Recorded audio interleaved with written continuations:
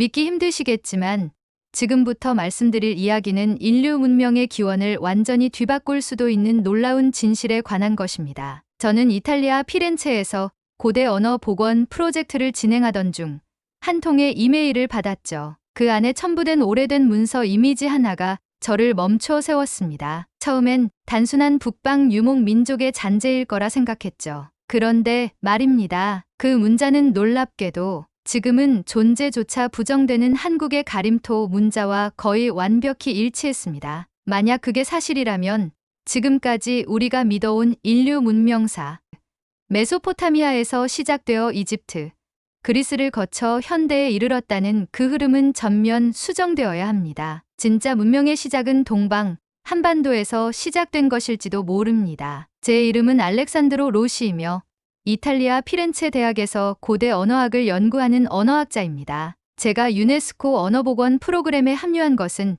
7년 전의 일이었습니다. 그때부터 저는 고대 문자 AI 해석 알고리즘 개발 프로젝트를 이끌어 왔습니다. 우리의 목표는 간단했습니다. 인류가 남긴 흔적들, 특히 해독되지 않은 문자들을 현대 기술로 분석하고 복원하는 것이었죠. 지난 봄 피렌체의 작은 연구실에서 고대 언어 복원 프로젝트를 진행하던 중 한 통의 이메일을 받았습니다. 그것은 러시아 노보시비르스크 대학의 고고학팀에서 보낸 것이었습니다. 그들은 시베리아 알타이 산맥 근처에서 발견된 이상한 문자가 새겨진 석판 조각에 대해 자문을 구해왔습니다. 평소와 같은 일상적인 자문 요청이라 생각했죠. 그 안에 첨부된 오래된 문서 이미지 하나가 저를 멈춰 세웠습니다. 흐릿한 사진 속에는 약 30cm 크기의 석판 조각이 있었고 그 위에는 제가 한 번도 본 적 없는 기호들이 새겨져 있었습니다. 처음엔 단순한 북방 유목 민족의 잔재일 거라 생각했죠.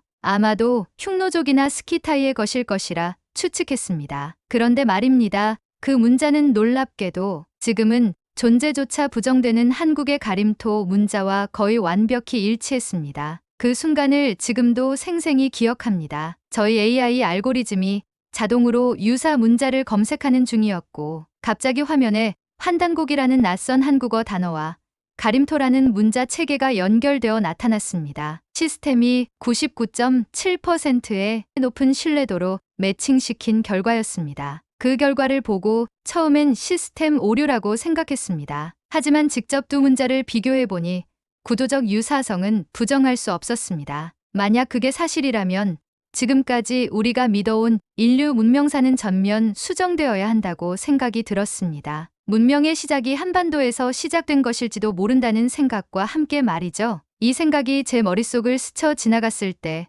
등골이 오싹해지는 느낌이 들었습니다. 물론 저는 즉시 그 이름을 검색해봤습니다. 가림토. 대부분의 결과는 민족주의적 위서, 사이비 역사, 허구라는 평가 일색이었죠. 한국의 주류 역사학계는 이 문자와 그것이 등장하는 환단곡이라는 문헌을 19세기 말 또는 20세기 초에 창작된 가짜 역사서로 규정하고 있었습니다. 그럼에도 불구하고 이 문자가 동북아 전역에서 유사 형태로 나타나고 있다는 점은 부정할 수 없었습니다. 특히 시베리아, 만주, 그리고 한반도 일부 지역에서 출토된 유물들과 이 문자의 배열 패턴이 일치한다는 점은 소름 돋게 만들었어요. 다음 몇 주 동안 저는 이 문제에 깊이 빠져들었습니다. 밤낮 없이 자료를 찾아보았고 러시아 팀과 지속적으로 연락을 주고받았습니다. 그들이 발견한 석판은 방사성 탄소 연대 측정 결과 최소 7,000년 전의 것으로 추정되었습니다. 이는 메소포타미아의 수메르 문명보다도 훨씬 앞선 시기입니다. 만약 이 석판의 문자가 진짜 가림토라면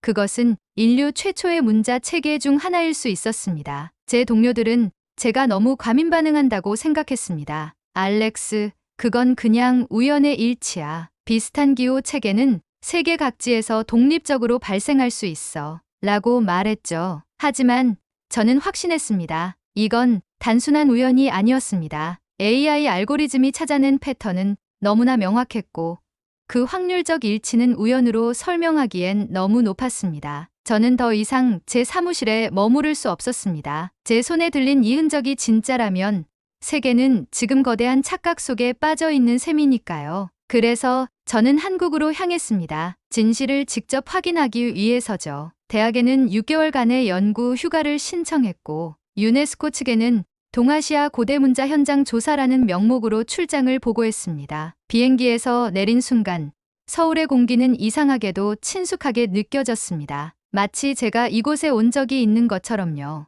인천공항에서 서울 도심으로 향하는 열차 안에서 저는 창밖으로 펼쳐지는 한국의 풍경을 바라보며 생각에 잠겼습니다. 현대적인 고층 건물들 사이로 때때로 보이는 고궁과 사찰들. 이 땅은 분명 오랜 역사를 간직하고 있었습니다. 하지만 그 역사는 공식적으로 인정되는 것보다 훨씬 더 오래되었을지도 모릅니다. 서울에 도착한 날, 저는 가장 먼저 국립중앙박물관을 찾았습니다. 고조선과 청동기 시대 유물을 조사하던 중 놀라운 사실을 마주했죠. 제가 분석한 문자의 기원지와 정확히 일치하는 지역에서 비파형 동검과 고인돌이 다수 출토되었다는 고고학적 보고서를 읽게 된 것입니다. 비파형 동검은 한반도 북부와 만주 지역에서 주로 발견되는 청동기 시대 유물로 그 분포 지역이 시베리아 알타이 산맥까지 이어진다는 사실이 확인되었습니다. 더욱 놀라운 것은 이 동검들 중 일부에서 발견된 작은 기호들이었습니다. 박물관의 도슨트는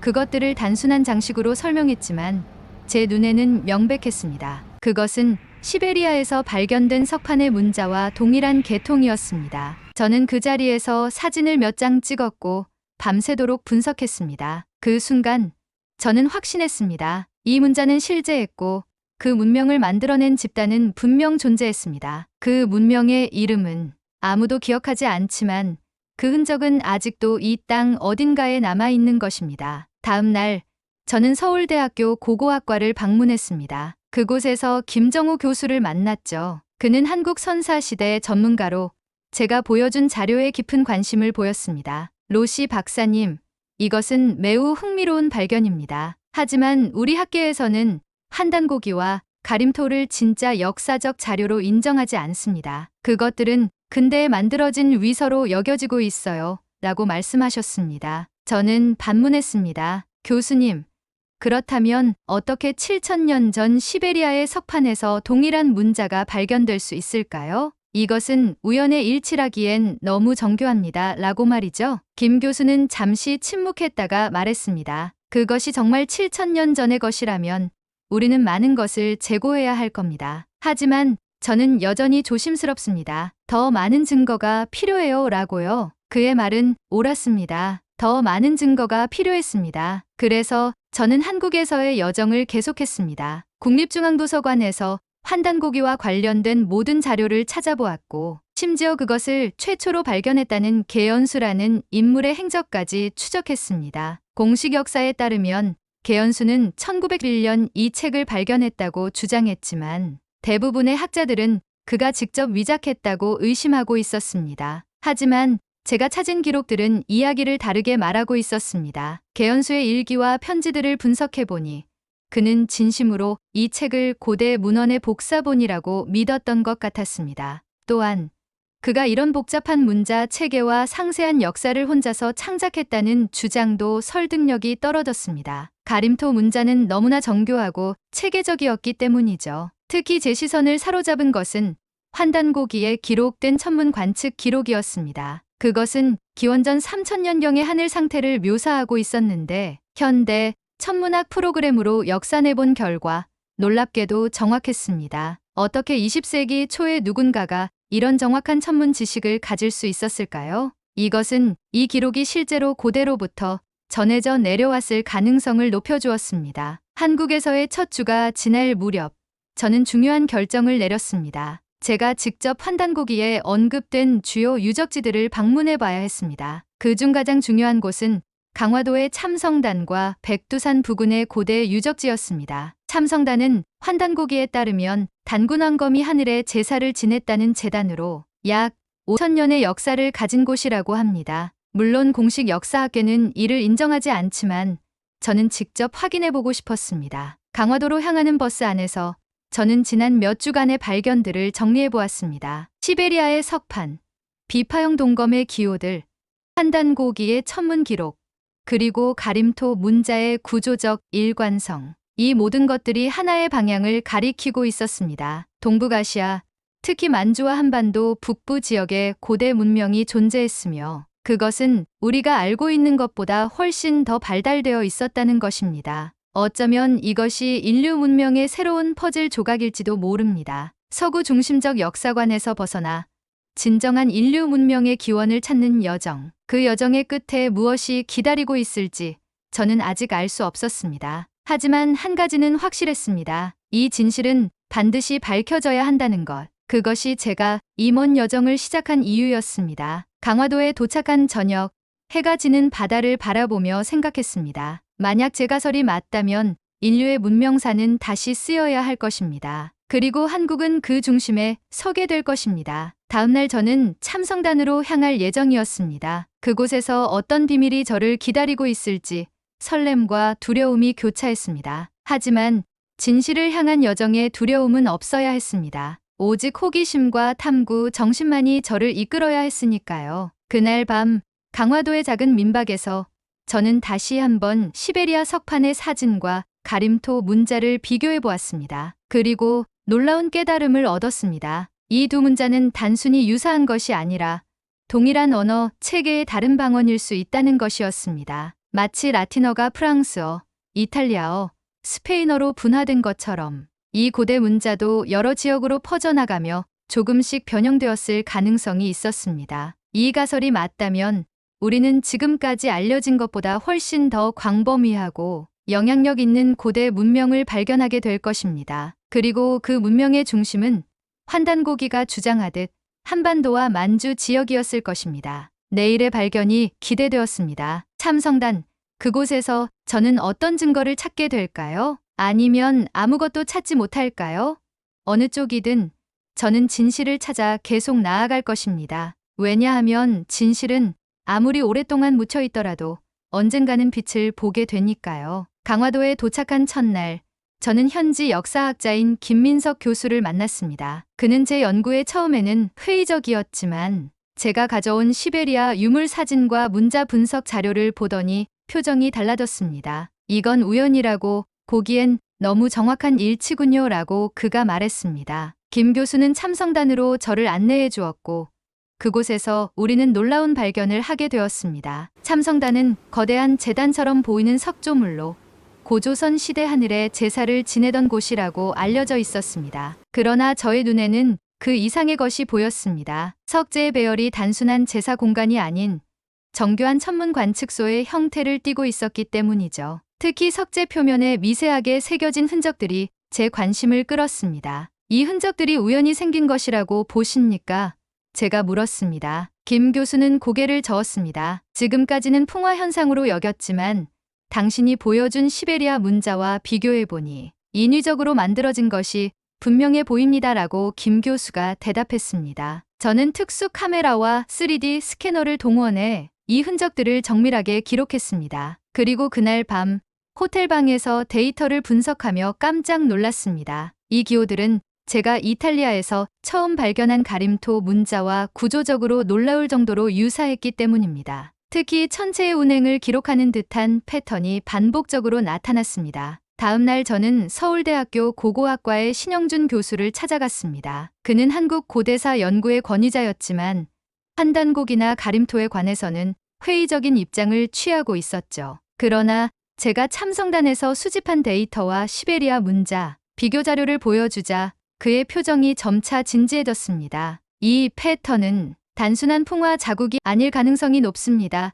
라고 신 교수는 조심스럽게 말했습니다. 이런 규칙성은 자연적으로 생성되기 어렵죠. 라고 말이죠. 제가 개발한 AI 알고리즘을 통해 두 문자의 배열을 비교 분석한 결과 유사도는 무려 87%에 달했습니다. 이것은 통계적으로 우연이라고 설명하기 어려운 수치였습니다. 신 교수는 이 결과를 보고 잠시 침묵했습니다.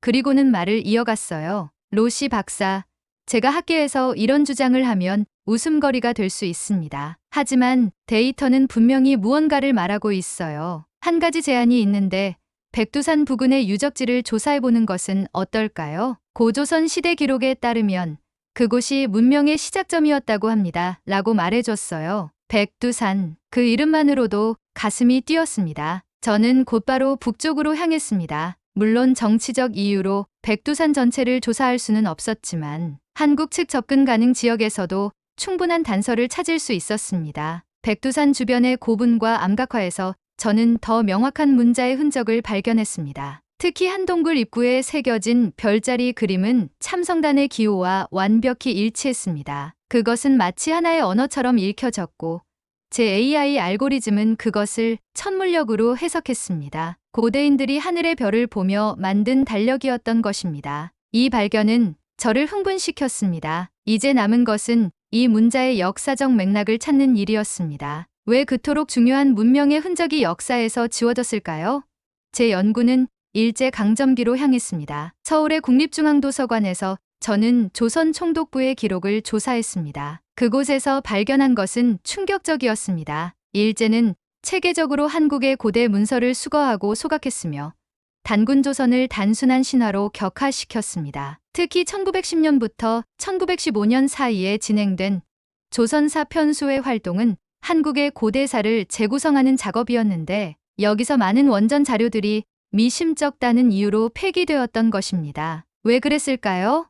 답은 명확했습니다. 식민 지배의 정당성을 확보하기 위해서였습니다. 한국인에게 자긍심이 되는 진짜 역사, 특히 고대 문명의 중심지였을 가능성을 말살하고자 했던 것이죠. 이 과정에서 저는 뜻밖의 자료를 접하게 되었습니다. 일본의 한 민간 고문서 수집가가 보관 중이던 고대 조선 문자 목록 스캔본이었는데요. 거기엔 가림토 문자와 동일한 모양의 문자가 명확히 포함되어 있었습니다. 도쿄대학교 도서관에서 몰래 반출된 이 자료는 한국에서는 전혀 알려지지 않은 것이었습니다. 자료의 메모에는 조선 고문서에서 발견된 미확인 문자 체계, 민족주의적 상징이 될 우려가 있으므로 공개 금지라고 적혀 있었습니다. 이 발견은 제 가설을 강화시켰습니다. 가림토는 단순한 창작물이 아니라 실제로 존재했던 문자였고 그것이 의도적으로 역사에서 지워졌다는 증거였습니다. 저는 연구를 계속했습니다. 한중일 3국의 고대 문헌을 비교 분석하며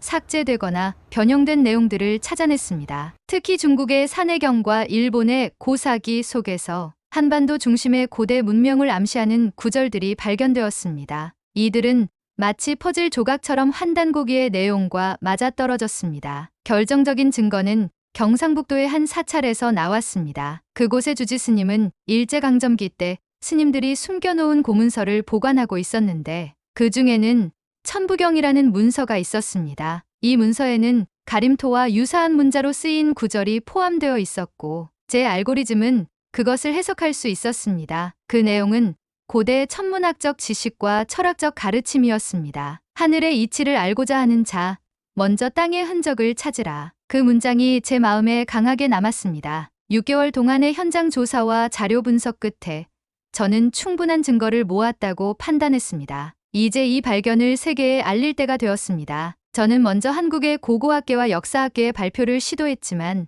초기 반응은 냉담했습니다. 환단보기는 위서라는 굳어진 인식을 바꾸기란 쉽지 않았습니다. 그러나 데이터는 거짓말을 하지 않았습니다. 특히 인공지능을 활용한 문자 패턴 분석과 천문학적 계산의 정확성은 점차 학자들의 관심을 끌기 시작했습니다. 서울대학교에서의 첫 공개 세미나에서 저는 완성된 연구 결과를 발표했습니다. 참성단의 석재 배열이 실제로 달의 주기와 별의 움직임을 추적하는 정밀한 천문대였다는 사실, 그리고 그곳에 새겨진 문자가 고대 시베리아에서 만주, 한반도에 이르는 광범위한 지역에서 발견되는 동일한 문자 체계라는 것을 증명했습니다. 이것은 우연의 일치가 아닙니다. 이것은 잊혀진 문명의 흔적입니다. 제가 이렇게 말했을 때 강당은 조용했습니다. 그러나 이후 질문 시간에는 열띤 토론이 이어졌고 여러 학자들이 저의 연구 방법론을 칭찬했습니다. 한 학기 동안 저는 한국에 머물며 여러 대학과 연구소에서 발표를 이어갔습니다. 점차 지지자들이 늘어났고 국내 언론에서도 이 이야기를 다루기 시작했습니다. 처음에는 외국인 학자의 황당한 주장이라는 태도였지만 데이터와 증거가 쌓이면서 그 톤은 바뀌었습니다. 1년 후 저는 유네스코 문명학회의 연례 컨퍼런스에서 발표할 기회를 얻었습니다. 파리의 유네스코 본부에서 열린 이 행사에는 세계 각국의 고고학자, 역사학자, 언어학자들이 참석했습니다. 제 발표 제목은 가림토 잊혀진 동방 문명의 문자였습니다. 처음 제 이름이 호명되었을 때 장내에는 회의적인 분위기가 감돌았습니다. 하지만 90분 동안의 발표를 통해 저는 모든 증거를 하나하나 제시했습니다. 천문 기록의 정밀함, 문자의 구조적 일치, 유물 분포 지도, 그리고 무엇보다 AI 알고리즘이 해독한 문장들은 청중을 사로잡았습니다. 이 문명은 현대 천문학의 버금가는 별의 움직임에 대한 지식을 가지고 있었습니다. 그들은 태양과 달의 주기를 정확히 이해했고 그것을 문자로 기록했습니다. 그리고 그 흔적은 아직도 한반도와 만주, 시베리아 전역에 남아 있습니다. 발표가 끝나고 기립박수가 터져나왔습니다. 그것은 저의 연구 인생에서 가장 감격스러운 순간이었습니다. 이후 여러 국가의 학자들이 협력 연구를 제안했고 저는 국제연구팀을 구성하여 더 광범위한 조사를 시작했습니다. 중국, 러시아, 몽골, 일본의 학자들도 각자의 나라에서 유사한 흔적들을 찾아내기 시작했고 점차 동북아시아 전역에 퍼져 있던 고대 문명의 지도가 그려지기 시작했습니다. 그것은 기존의 역사관으로는 설명할 수 없는 새로운 문명의 발견이었습니다. 오늘날 가림토 문자와 고조선 문명에 대한 연구는 계속되고 있습니다. 아직 모든 것이 밝혀진 것은 아니지만 학계는 이제 이 주제를 진지하게 받아들이고 있습니다. 많은 박물관에서는 가림토 문자가 새겨진 유물들이 전시되기 시작했고 교과서에도 이 내용이 조심스럽게 추가되고 있습니다. 저에게 있어 가장 감동적인 순간은 발표 후 강화도 참성단을 다시 방문했을 때였습니다. 해가 저물어가는 황혼. 저는 그 고대의 돌계단에 앉아 하늘을 올려다보았습니다. 수천 년 전 바로 이곳에서 누군가가 같은 하늘을 보며 별의 비밀을 기록했다고 생각하니 가슴이 벅차올랐습니다. 그때 저는 깨달았습니다. 이 문명은 단 한 번도 사라진 적이 없다고. 그저 우리가 외면했을 뿐이라고요. 그리고 이제 그들의 이야기는 다시 시작되었습니다. 오늘날 저는 세계 각국을 다니며 이 발견에 대해 강연하고 있습니다. 많은 사람들이 여전히 의심을 품고 있지만 점점 더 많은 이들이 귀를 기울이고 있습니다. 인류 문명의 역사는 우리가 알고 있던 것보다 훨씬 더 복잡하고 다양했다는 진실을 받아들이기 시작한 것입니다. 제 연구는 이제 막 시작되었습니다. 아직 해독되지 않은 가림토 문자들이 많이 남아있고 발견되지 않은 유적지도 있을 것입니다. 하지만 한 가지는 확실합니다. 진실은 언젠가 반드시 밝혀진다는 것. 그리고 그 과정에 함께할 수 있어 저는 무한한 영광을 느낍니다. 이 여정은 저 혼자만의 것이 아닙니다. 이것은 잊혀진 목소리들, 지워진 역사, 그리고 침묵 속에 묻혀있던 문명을 위한 여정입니다. 그들의 이야기가 마침내 들려질 때가 온 것입니다. 그리고 지금 저는 여러분에게 이 진실을 공유합니다. 구독과 좋아요, 그리고 댓글 한 줄이 이 숨겨진 문명의 진실을 더 많은 사람에게 알릴 수 있게 해줍니다. 여러분의 관심이 역사의 미스터리를 풀어가는 이 여정에 큰 힘이 됩니다. 진실은 반드시 밝혀집니다. 시간이 걸릴 뿐이죠. 그럼 다음 시간에도 감동적인 이야기를 전해드리겠습니다. 감사합니다.